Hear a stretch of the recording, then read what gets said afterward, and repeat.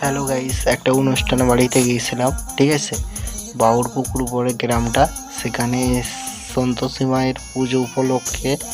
বাউল orchestra হচ্ছে আর sound দিচ্ছে Suman sound. চলো বেশি কিছু বলবো না, আপনারা অর্কেস্ট্রাটা দেখুন, ঠিক আছে।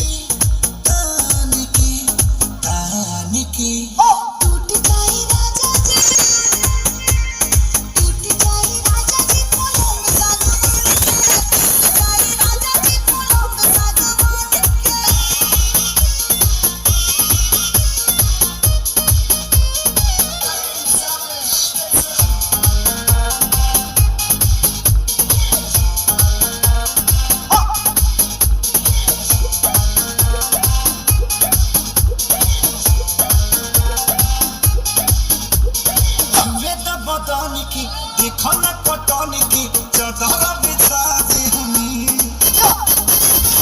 पलम जीवन की झलमाती हनी पलंग पर झुलवा झुलाती हनी छुए न बदन की देखो न कटन की चादर बिछा दी हनी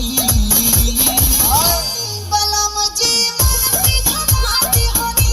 पलंग पर झुलवा झुलाती हनी परियार बट बेदिया वफान के टूट जाए राजा जी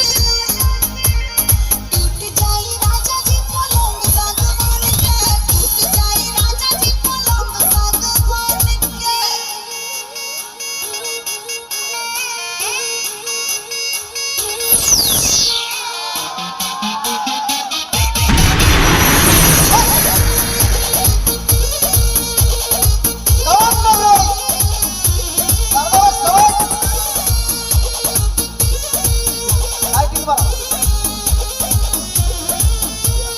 बने तो बेसरमी देहिया में गरमी पैठे लागी